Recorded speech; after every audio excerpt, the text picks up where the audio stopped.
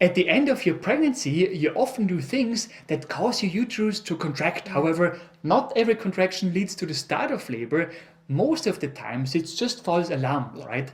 Still, even these false labor contractions will eventually help you bring on true labor. Exactly. So in this video, we are going to give you 4 examples of things that can trigger contractions which may or may not transition into true labor. Plus, we're also going to explain why you should not be disappointed when your contractions do not turn out to be the real thing. Yes, in fact, we are going to explain why these false labor contractions are not useless and how they can actually help you bring on true labor. This is Natalie, a pregnancy and birth consultant and TCM therapist. And that's Matthias, a researcher and science geek, and on this channel we help expecting mummies and their babies naturally and science-based. It's great to have you on our channel. Let's get started. Okay, so one great example of something that often leads to contractions is sex. When you experience contractions after sex during your pregnancy, they are normally just Braxton Hicks contractions, right? But at the end of your pregnancy, the contractions that you experience after sex can sometimes feel quite intense. They may even be the start of a longer period of irregular contractions, and sometimes these irregular contractions may transition into longer lasting regular contractions. You know, the kind of contractions that you experience when you are in labor. Yes. However, the reality is that most of the times they will disappear after some time. And so sex is just a great example of something that can cause contractions. You get overly excited, you believe it's the real thing, but then they stop and you're disappointed when in fact you shouldn't be. Because as we're going to see, even though those contractions did not lead to the start of true labor, they will still help you to go into labor eventually. Exactly. The second example is exercising.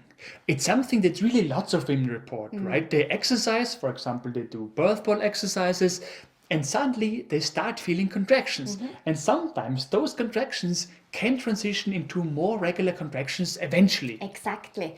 Most of the times, however, those contractions won't lead to the start of labor.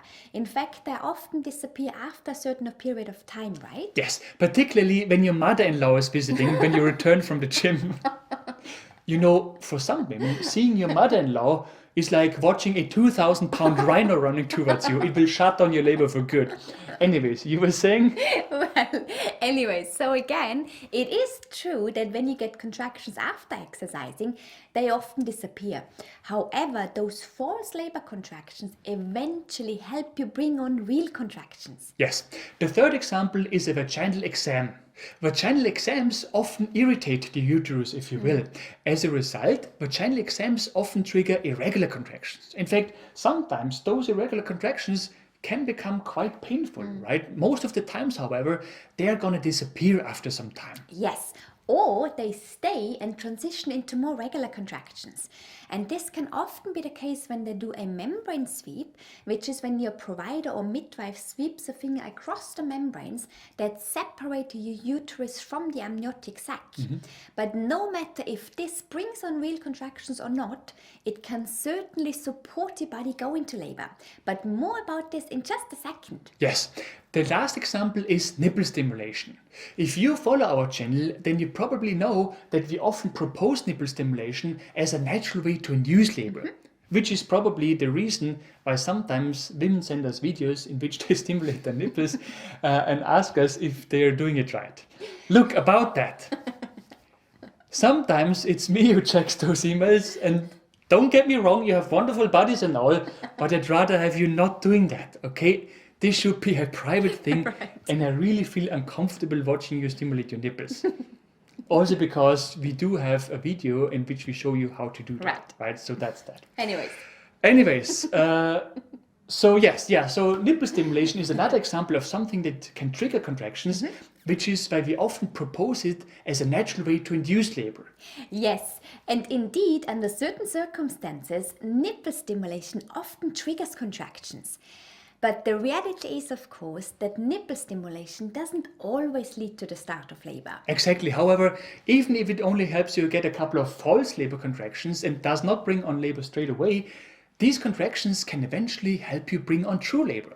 And this is why we mention nipple stimulation on our channel. Right? So the question is, how is this even possible? how can contractions that did not directly lead to the start of true labor and may even disappear after a while, how can they eventually still help you go into labor? Well, there are several things involved here.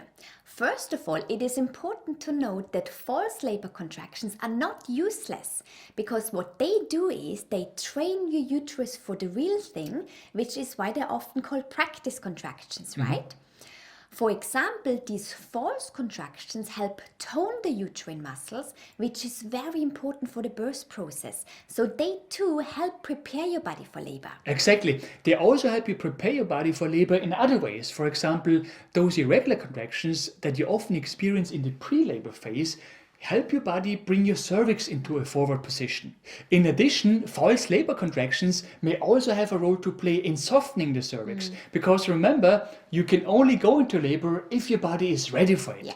And among others, ready means that your body has accomplished certain tasks, such as softening your cervix, so that your real contractions can then take over and eventually dilate your cervix. Exactly. And because of that, every contraction that does not lead to the actual start of labor will still help you to do just that eventually. It's a process.